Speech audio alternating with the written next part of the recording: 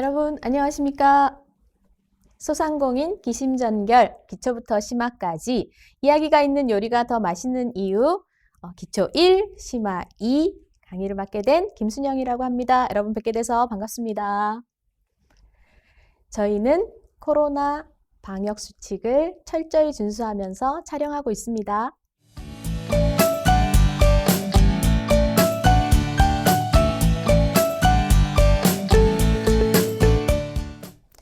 네, 여러분 뵙게 돼서 정말 반갑습니다.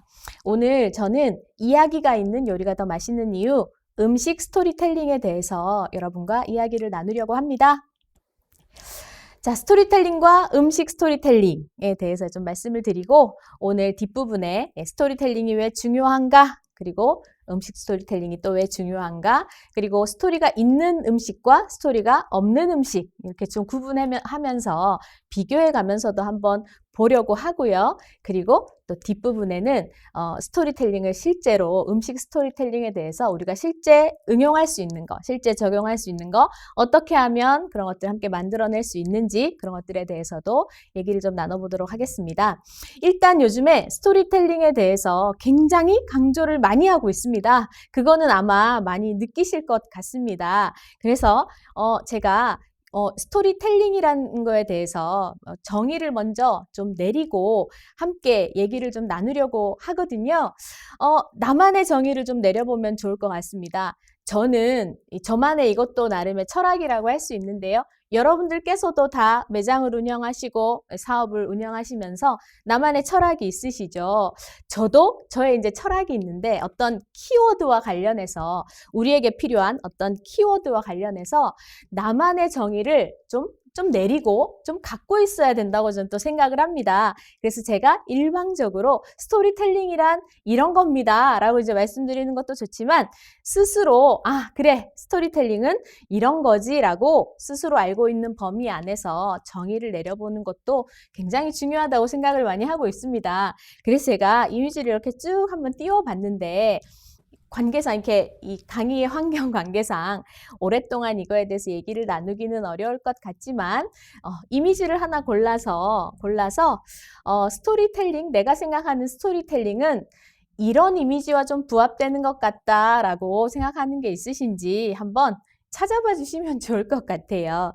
예를 들어 16번이라고 하면 뭔가 반짝이는 느낌, 좀 밝은 느낌을 줄 수 있는 어떤 것을 스토리텔링이라고 좀 표현할 수 있을 것 같기도 하고요. 아니면 28번의 이미지와 또 대입을 해본다면 스토리텔링은 어떤 긍정적인 감정을 유발하는 어떤 이야기라고 또 정의를 내려볼 수도 있을 것 같습니다. 그래서 우리가 어떤 컨텐츠, 어떤 키워드와 관련해서 우리가 이것을 어떤 사업에 적용한다고 한다면 물론 이론적인 것을 잘 배우고 하는 것도 너무 중요하지만 그거에 대해서 내가 알고 있는 범위 내에서 나만의 정의를 좀 내려보면 어떨까 이런 생각을 많이 합니다. 그래서 그런 것들이 이제 여러분의 사업에서의 운영 철학이나 경영 이념 이런 것들이 이제 되시는 거겠죠. 그래서 스토리텔링, 음식과 관련한 스토리텔링도 그런 부분이 상당히 중요합니다. 그래서 함께 연습하고 얘기 나누는 차원에서 제가 이미지를 이렇게 갖고 왔었는데요. 한번 보시면서 어떤 이미지가 내가 생각하는 스토리텔링과 좀 부합할까 이런 거 한번 봐주시면 좋겠습니다. 네, 스토리텔링에 대해서 얘기를 할 때 가장 중요한 단어는 바로 이건 것 같습니다. 감성이라는 단어인 것 같아요. 감성이 중요한 시대라고 이제 제목이 걸려 있는데요.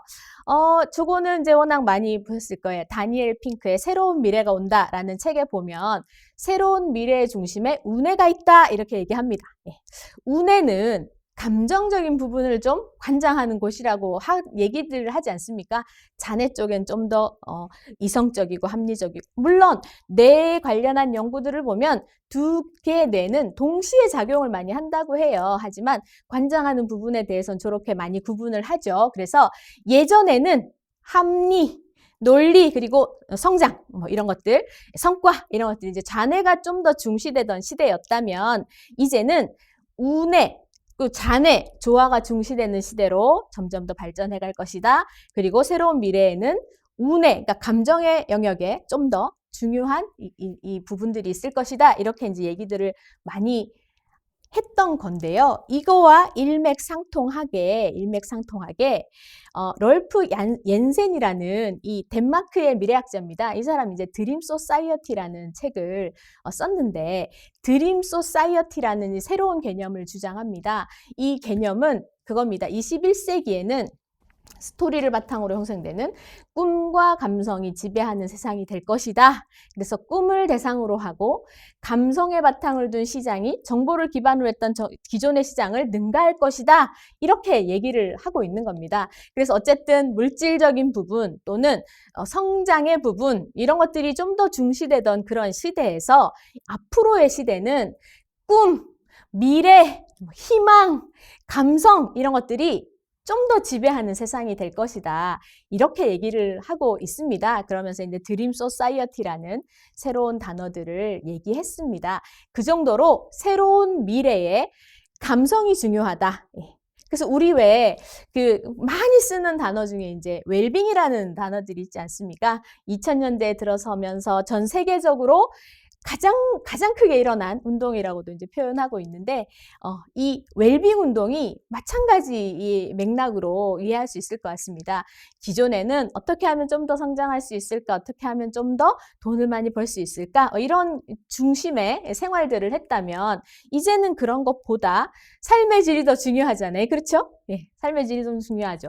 행복이 중요하고, 건강이 중요하고, 어떻게 하면 즐겁게 살 수 있을까? 이제 이런 것들이 중요한 시대가 되지 않았겠습니까? 그래서 그런 여러 가지 내용들이 일맥상통하면서 연결이 되어 있다. 그래서 앞으로의 미래는 감성이 좀 더 중요한 시대이고, 그래서 서로 사람들이 감성을 나누는 이런 활동들 굉장히 많이 하고 있다. 이렇게 보시면 될 것 같습니다.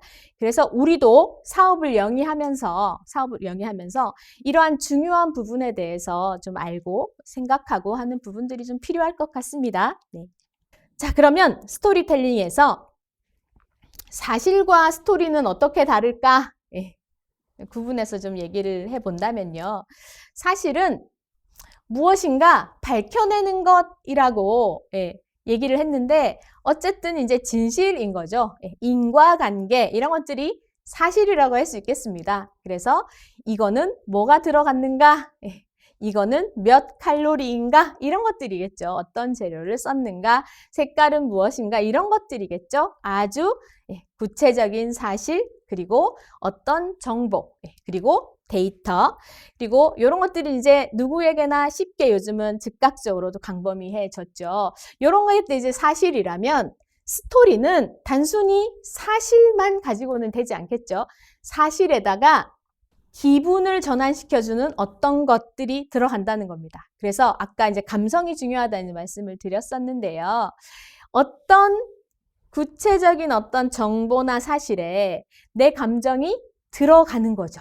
그러면 어떻습니까, 여러분? 기분이 바뀌잖아요. 그렇죠? 기분이 바뀌죠. 그래서 기분을 전환시켜주는 것, 이것을 이제 우리는 스토리라고 부르고 있습니다. 그리고 사실보다 스토리는 좀 더 쉽습니다.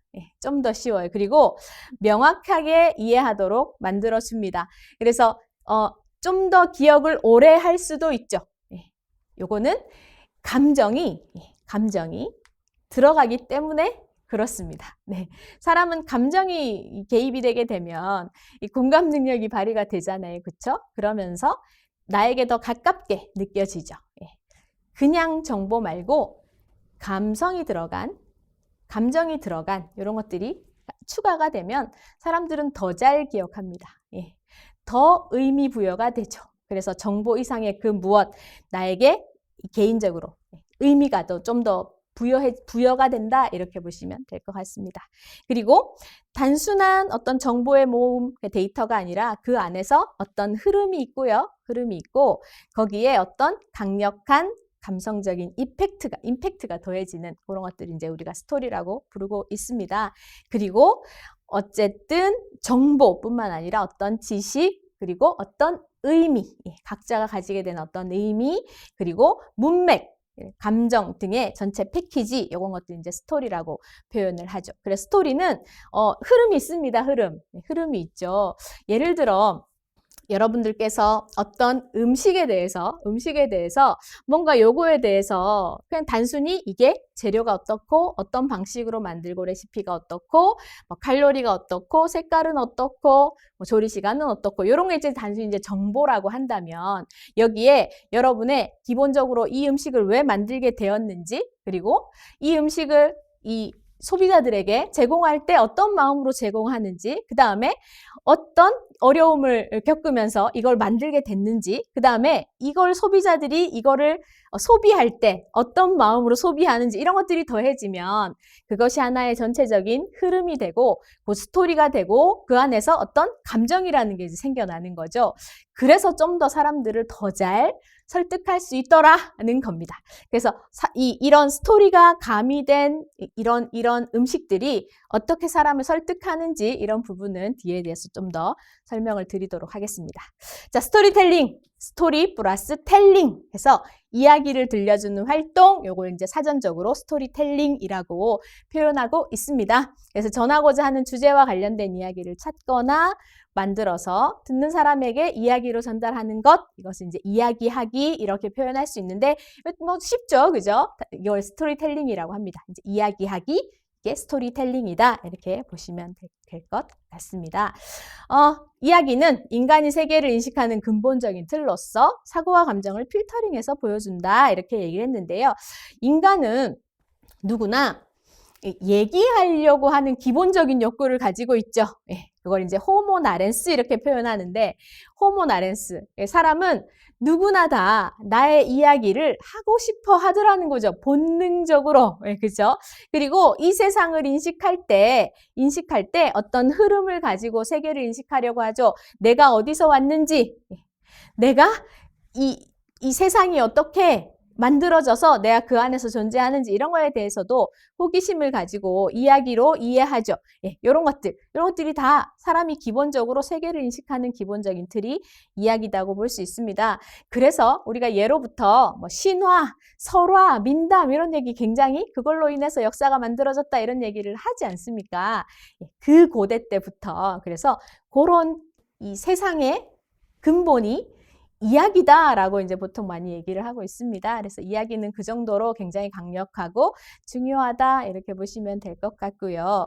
이 이야기를 다른 이들과 공유하고자 하는 인간의 기본 욕구, 그렇죠. 아까 말씀드렸던 인간의 가장 기본적인 욕구, 이런 것들이 다양한 형식으로 발화한 것이 바로 스토리텔링이다 이렇게 말씀드릴 수 있습니다.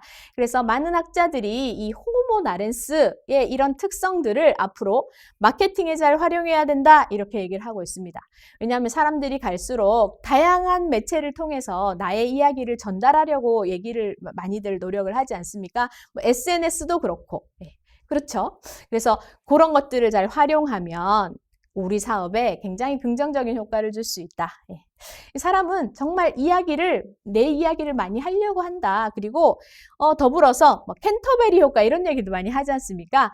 다른 사람의 얘기를 들으면 내 얘기를 또 그거에 대해서 의견을 내고 싶어하는 그런 심리적인 특성도 있다고 얘기합니다. 그래서 우리 SNS에 보면 누가 글을 올리면 어떻게 합니까?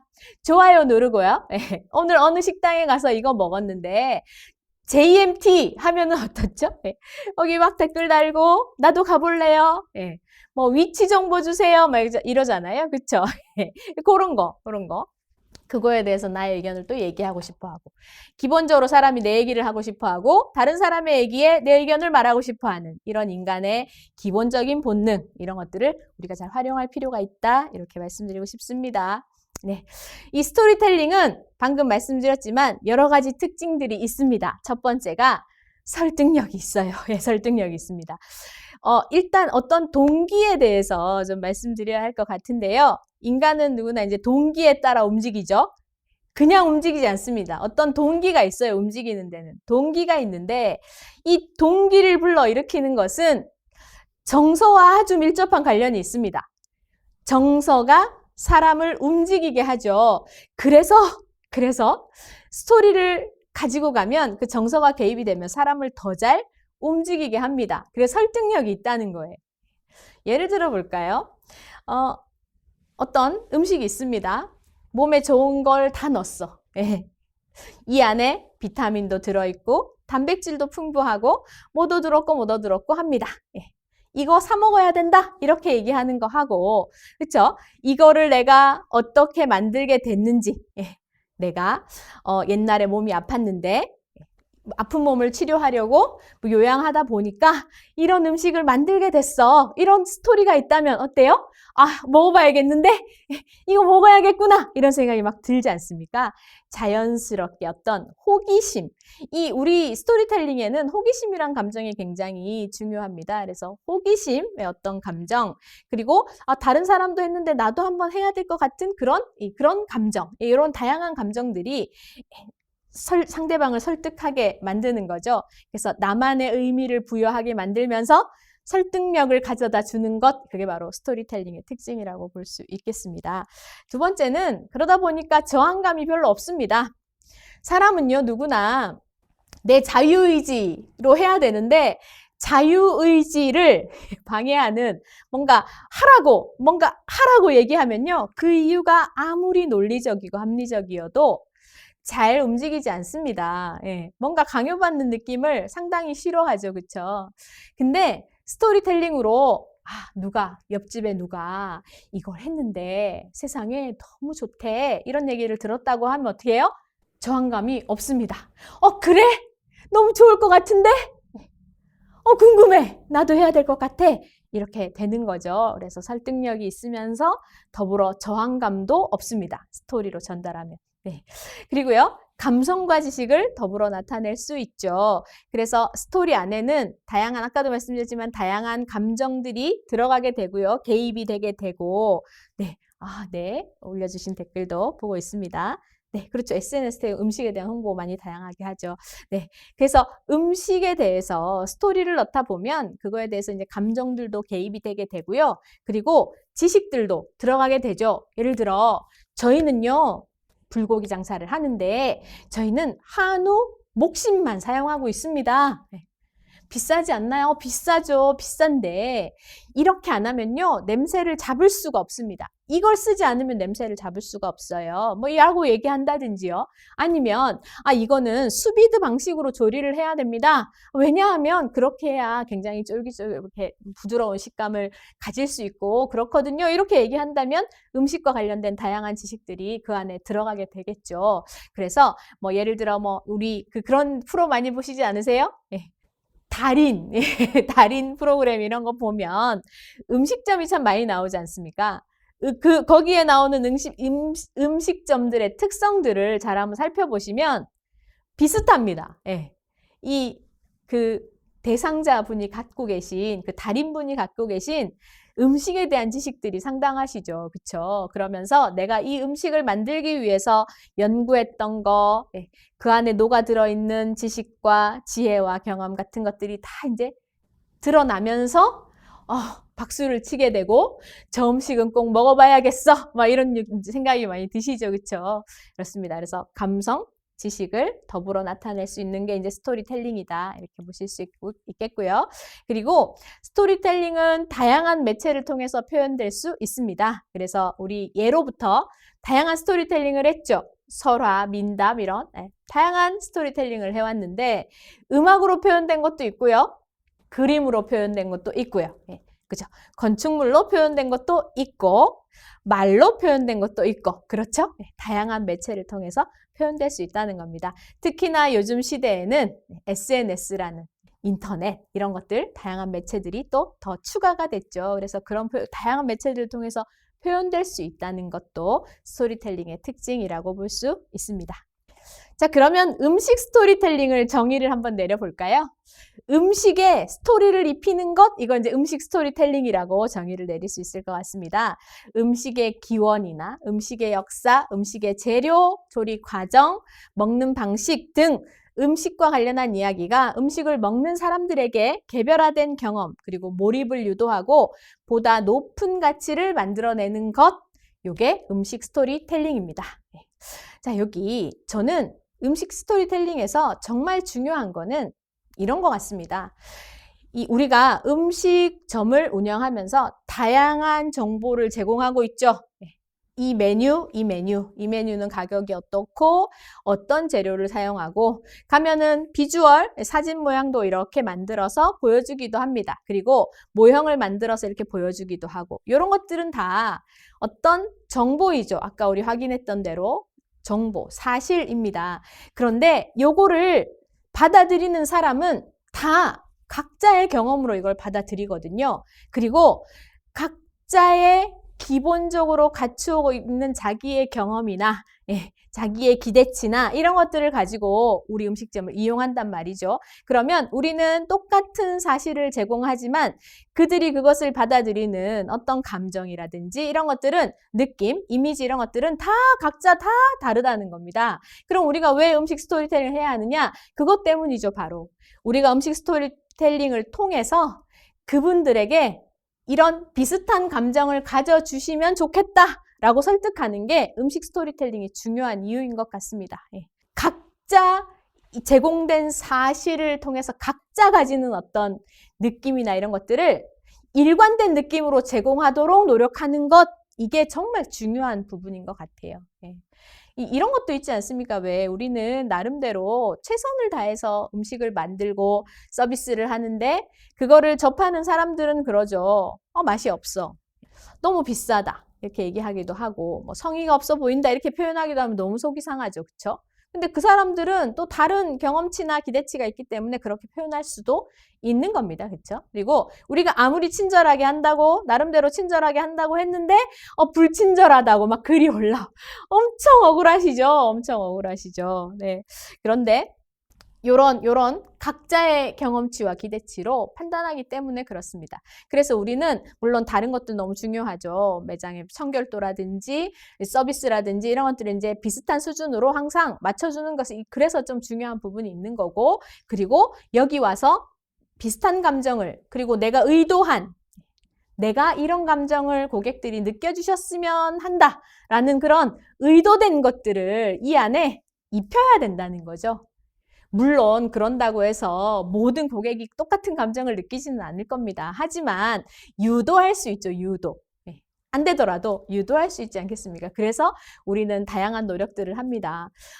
간판에 상호를 스토리가 좀 가미된 걸 한다든지 아니면 POP를 설치해서 매장에 우리는 이렇게 음식을 만듭니다. 쫙 올려놓든지 아니면 매장에 이제 벽에다가 우리 음식은 이렇게 먹는 게 가장 맛있습니다. 이런 것들을 써놓는다든지 아니면 우리는 음식을 오늘 산 재료로 오늘 만들고 남으면 다 쓰지 않는다. 요렇게 표현한 데도 되게 많잖아요. 오늘 다 소진한다 이런 거요.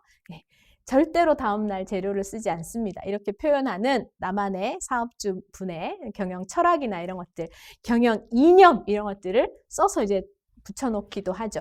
그런 것들이 이제 우리가 의도한 감정 이런 것들을 그들이 느꼈으면 하고 우리가 스토리를 입히는 것이죠. 그래서 스토리텔링, 음식 스토리텔링 하면 굉장히 거창합니다. 뭐 예를 들어 어떤 임금님이 먹었던 음식입니다. 뭐 이런 거 있잖아요.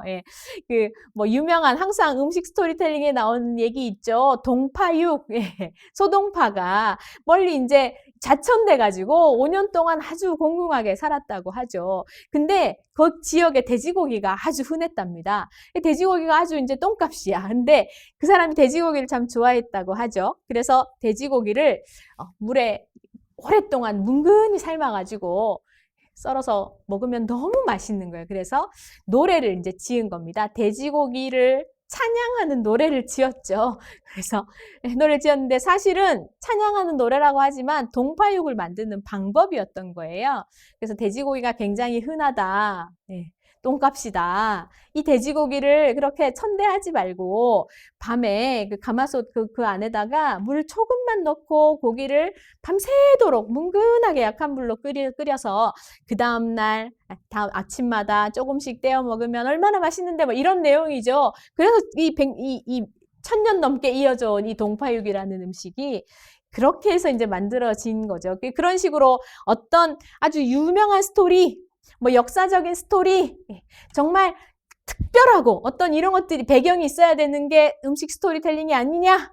이렇게 생각하시는 분들이 굉장히 많은데 그렇지 않습니다. 소소한 이야기지만 우리의 진심이 들어갈 수 있는 그런 얘기들 여러분 쉽게 창업하지 않으셨잖아요. 그리고 음식점을 창업하셨을 때는 그만한 이유가 또 있어서 하셨을 거예요. 그쵸? 음식을 워낙에 맛있게 하신다든지 뭐 그런 다양한 이유들이 있으셨을 텐데 그런 자신감을 가지시고 작은 스토리라도 하나씩 하나씩 그 안에서 드러내시는 이런 노력들이 좀 필요하다고 생각합니다. 그래서 제가 이런 말씀을 드리고 있는 이유기도 하고요. 네. 자, 음식 스토리텔링 사례를 조금 보여드리려고 하는데요. 요거 왼쪽에 뭔지 아실까요? 요거 뭘까요? 수삼이잖아요. 수삼. 그쵸? 수삼 한 뿌리에 얼마인지 아세요? 500원, 1000원? 뭐 이렇게 하는 것 같아요. 여러분 이렇게 식당 가면, 한식당 같은 데 가면은 수삼 냉채 팔잖아요. 네. 뭐 가격도 다양해요. 되게 조금 나오는데 뭐 5,000원, 6,000원, 뭐 10,000원, 15,000원 막 이렇게 넘어가죠. 한 접시 주문해가지고 먹었는데 아이고 뭐 양도 조금이고 수삼도 별로 많이 안 들어있는데 뭐 씁쓸하기만 하고 맛이 별로 없어. 그쵸? 손가락도 잘 안 가는 것 같아. 그렇죠? 그런데 메뉴판에 수삼 냉채에 대해서 이렇게 적혀 있는 겁니다.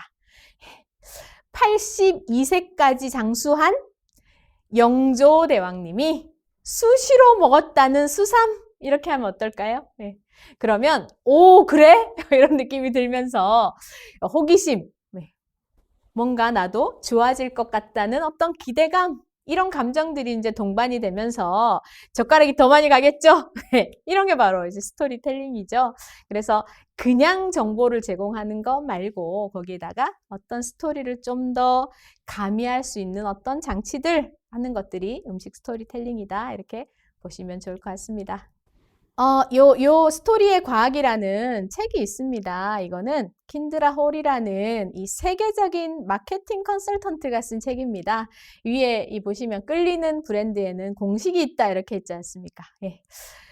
거기에 뭐라고 적혀 있냐면요. 스토리가 있으면 저항이 사라지고 아까 말했죠. 저항이 없어진다고 했잖아요. 스토리가 있으면 저항이 사라지고 음식을 먹어보지 않고도 그 음식점에 가고 싶어지고 냄새를 맡아보지 않아도 그 향수가 사고 싶어지고 스토리를 아는 사람들이 제품을 사랑하게 된다 이렇게 적혀 있죠. 그러면서 이분이 이런 얘기를 하고 있습니다.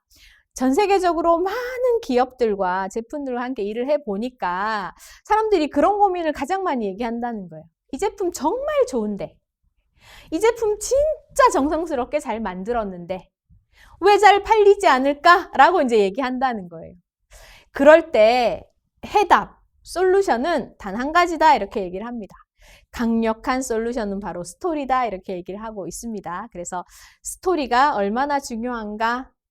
스토리를 잘 활용하면 이 성공하는 브랜드로 만들 수 있다 이런 얘기를 이분이 책에서 많이 하고 있습니다. 그래서 우리도 우리의 브랜드, 우리 매장에 스토리를 좀 잘 입혀야 되겠다. 그쵸? 자, 음식 스토리텔링은 음식에 대한 긍정적인 소비 감정을 유발하고 전환 비용을 줄여주는 그런 효과가 있습니다. 여러분 긍정적 소비 감정이라 하면은 다 잘 알고 계시죠? 예. 아, 너무 맛있다. 또는 이거 너무 괜찮은데? 정성이 진짜 많이 들어갔네? 뭐 이런 거죠. 와, 이게 되게 귀한 음식이구나. 이런 느낌이 들도록 하는 것. 또는 뭐 친절하다. 엄청 친절하다. 이분들이 대충 하지 않으시네? 이런 어떤 신뢰감. 이런 여러 가지 긍정적인 소비 감정이죠. 이런 것들이 이제 유발하게 됩니다. 음식 스토리텔링을 잘 하시면요. 그러면 전환 비용을 줄일 수 있죠. 전환 비용이라 하면 음식점을 다른 음식점으로 바꿈으로 인해서 발생하는 비용을 우리가 전환 비용이라고 이제 표현하지 않습니까? 전환 비용에는 금전적인 것도 있고 비금전적인 요소들도 있습니다. 금전적이라 하면 이제 어떤 매장을 반복해서 갔다 하면 뭐 마일리지도 쌓일 수 있고 뭐 쿠폰에 도장도 찍힐 수 있고 그렇지 않습니까? 그런 것들이 이제 없어지는 거잖아요. 이제 그런 것들이 금전적인 이 비용일 거고 비금전적인 비용이라 하면 그런 거겠죠. 다른 데로 옮기려면 어쨌든 내가 노력을 해야 되잖아요. 뭐 시간을 쓰든지 좀 더 노력을 하든지 이렇게 해야 되잖아요. 그런 비용을 이제 비금전적인 비용이라고 할 수 있고요. 그리고 내가 다른 데를 가려고 하면 다른 데 여기 못 가겠어. 가봤더니 별로야. 딴 데로 옮겨야겠어 라고 생각하면 다른 데도 안 가봤기 때문에 불안하잖아요. 그죠?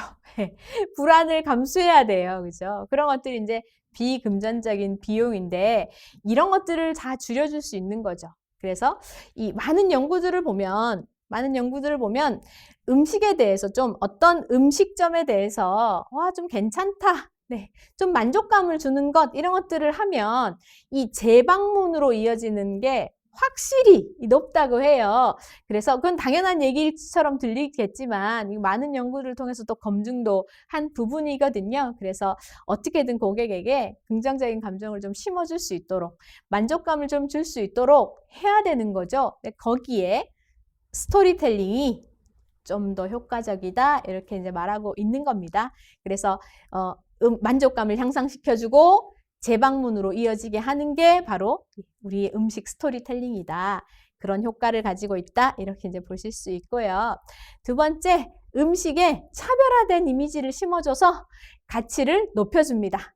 똑같은 다른 식당에도 있는 똑같은 음식이 아니라 얘는 뭔가 특별하다는 생각을 가질 수 있게 만들어주는 거, 요게 바로 스토리텔링의 힘인 거죠. 그래서 그거는 진짜 몸에 좋은 것 같아. 완전 특별해. 이 하루에 50그릇만 판매한대. 너무 귀해. 꼭 먹어야 돼. 이런 것들 있잖아요. 거기에 스토리를 입혔기 때문에 그런 거죠. 가장 흔하게 우리가 차별화를 해서 딱 이렇게 가치를 높이는 게 그런 거지 않습니까? 방송에 노출하는 거. 네, 그래서 거기는 누구누구가 가서 밥을 먹었대. 이런 거죠. 어느 프로에서 가서 밥을 먹었는데 정말 출연자들이 눈을 못 뜨더라고 막 이러면서 이 음식에 이제 스토리를 더 입히게 되는 거죠. 그러니까 우리가 노출이 되려고 많이 노력을 하는 거지 않습니까? 하지만 이제 저와 함께 뒤에 이야기를 좀 더 나누시면서 꼭 그렇게 하지 않아도 괜찮다, 할 수 있다 이런 것들 좀 말씀을 드려보도록 하겠습니다. 네. 자, 음식을 통한 다양한 방식의 소통은 또 다른 이야기로 재탄생됩니다. 네. 그래서 브랜드 스토리가 확산되는 효과를 좀 내게 되는데 요즘 특히 더 그런 것 같죠. 예전에는 주로 입소문 이런 거였다면 지금은 SNS라는 것들이 굉장히 중요한 도구가 되었죠. 그리고 요즘 사람들은요, 제2의 본성 해가지고 음식을 먹기 전에 사진을 찍어두는 것, 요게 이제 제2의 본성이다라고 할 정도로 이거를 SNS에 올리든 안 올리든 무조건 사진을 찍는 거예요.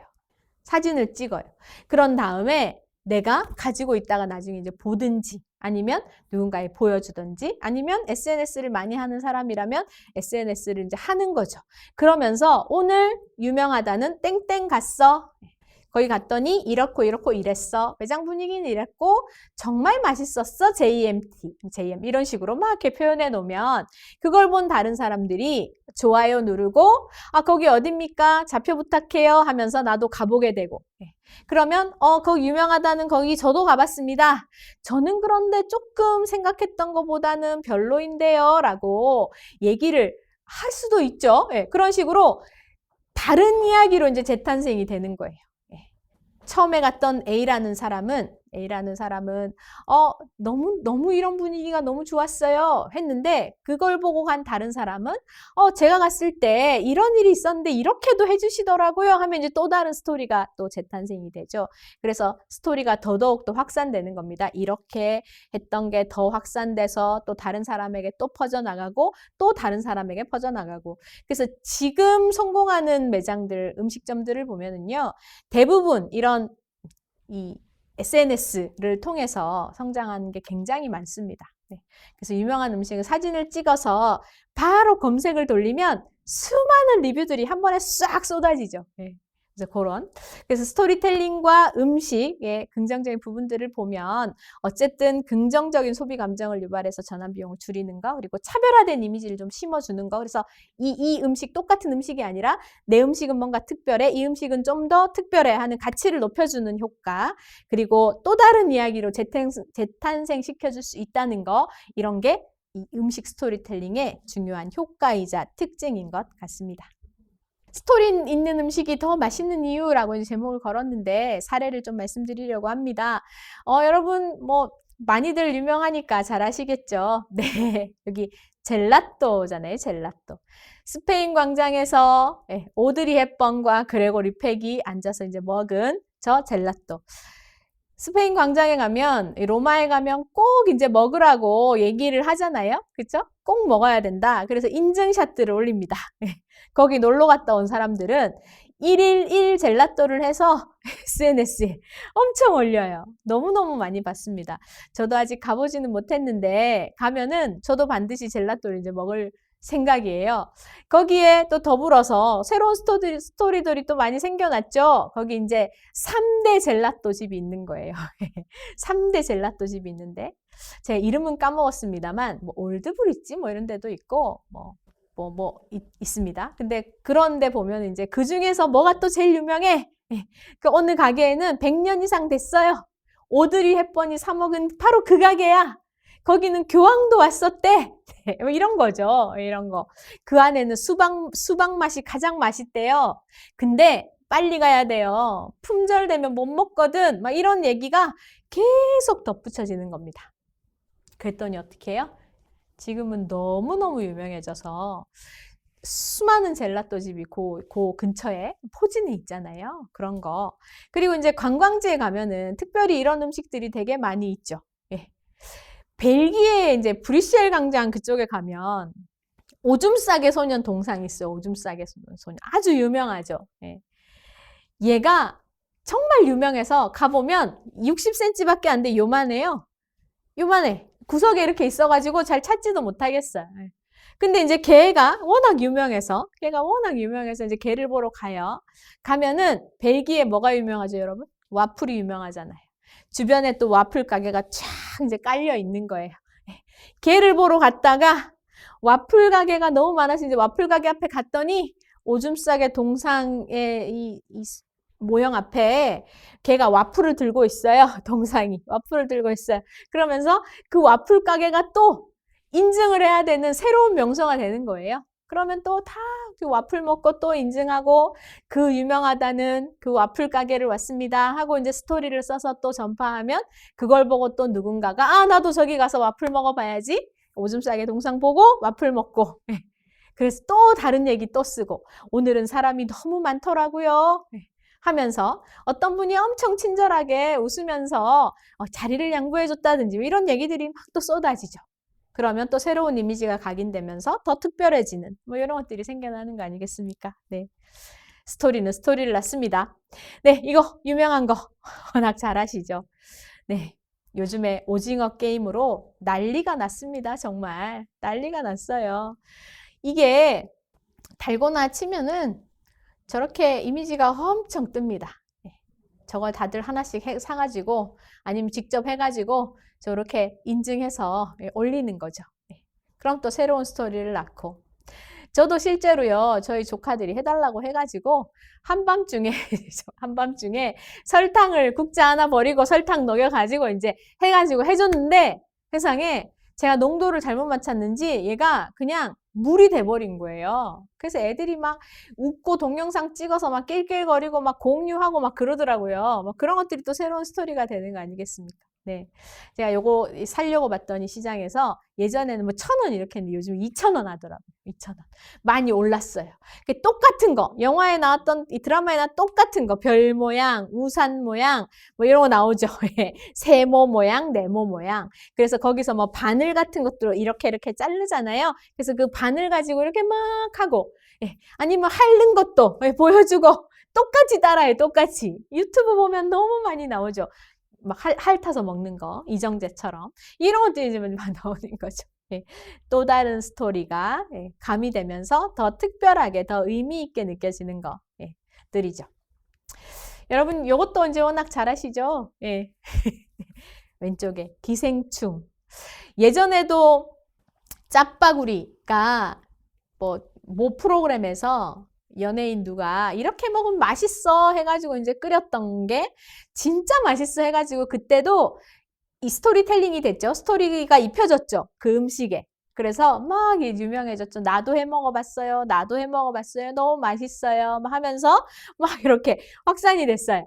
그러다가 이제 이게 또 사람들이 많이 아니까 기생충 영화에서 조여정이 저걸 이제 끓여달라고 해서 채끝살 구이를 올려서 짜파구리를 한층 더 품격 있는 음식으로 만들지 않습니까? 그래서 그걸 이제 먹는 장면을 보여줘요. 그러면서 이 만드는 장면도 굉장히 다급한 상황이지만 되게 맛있게 그려지고 그 다음에 그게 음식에 담겼을 때 굉장히 충격적인 장면 나오죠.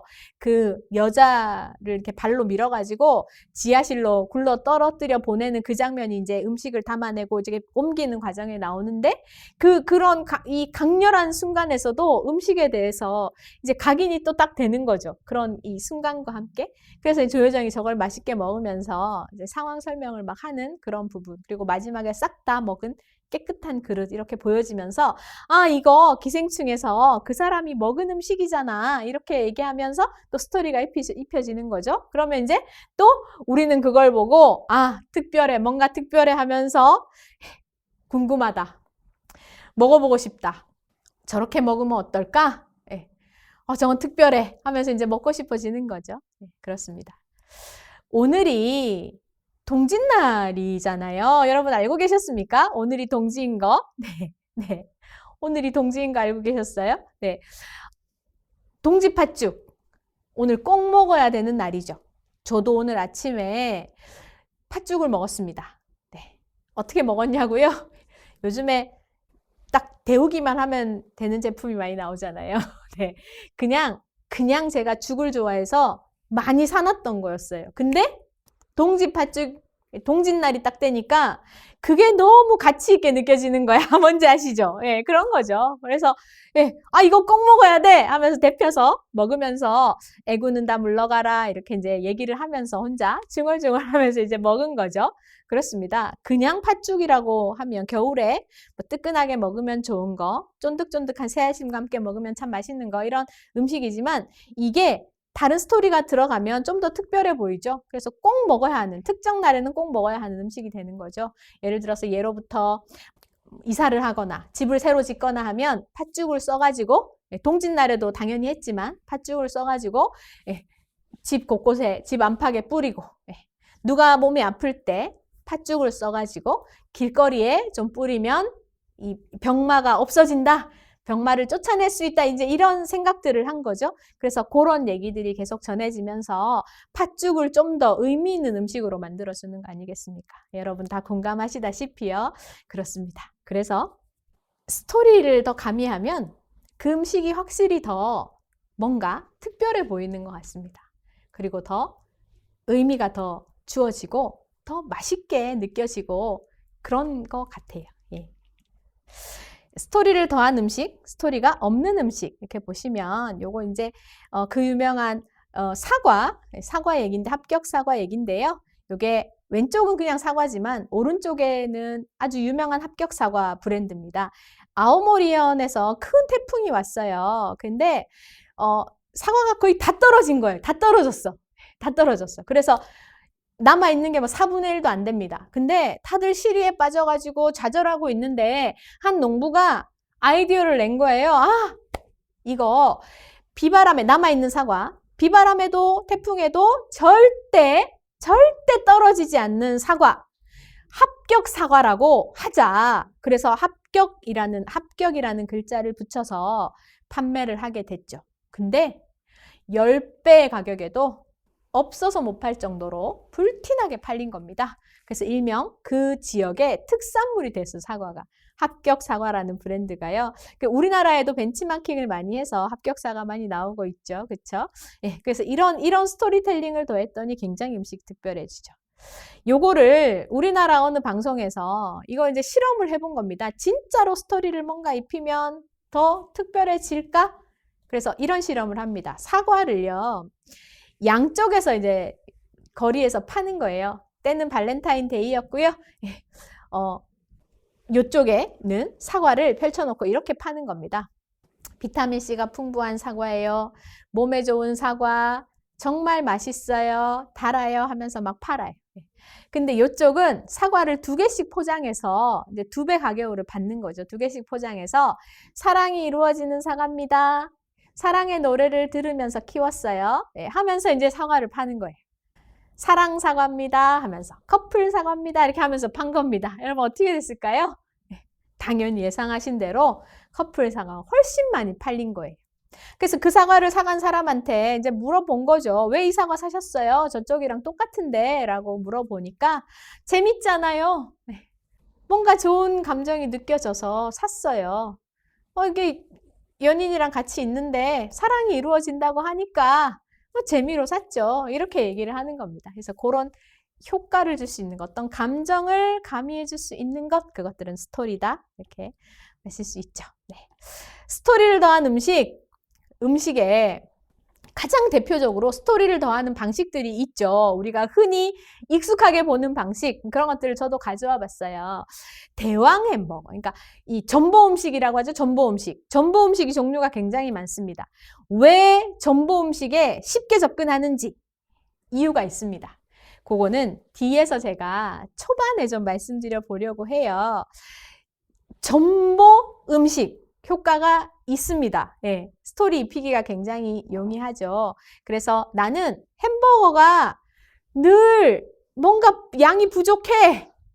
그래서 진짜 배불리 마음껏 먹고 싶은, 먹을 수 있는 음식을 만들었어. 그게 대왕 햄버거야. 이렇게 하는 거죠. 대왕 피자도 있고, 대왕 라면도 있고, 대왕 우동도 있고, 대왕 돈가스도 있고, 대왕 만두 하나 이만해. 만두 하나만 먹으면 한 끼 식사 해결될 정도로 만들고 싶었어요. 이러면서 대왕 만두 막 이만한 거. 너무 많죠. 뭐 대왕 팥빙수 막 이따만한 세숫대야 같은 데다 주는 거. 막 이런 거. 그런 거에다가 더불어 저런 거. 저게 이제 그 유명한 내장 파게버거라고 하죠. 비주얼이 엄청나죠? 저런 것들 많이들 나옵니다. 아주 쉽게 스토리를 더하는 방식으로 저렇게 이제 만들어내는 방식들도 많이 활용하고 있으시죠. 그래서 오늘 보여드렸고요. 자, Q&A 궁금한 사항이 있으시면 채팅창에 질문을 해주시죠. 그래서 첫 번째 시간에는 스토리텔링과 음식 스토리텔링에 대해서 정의도 알아보고 왜 중요한가 요즘 시대에 이런 것들 함께 알아봤습니다. 그리고 이 음식의 스토리를 담았을 때 좀 어떤 효과가 나타나는지 사례와 함께 좀 간단하게 살펴봤는데요. 2부에서 좀 더 자세한 설명 드리도록 하겠습니다. 첫 번째 시간 고생 많으셨습니다. 고맙습니다.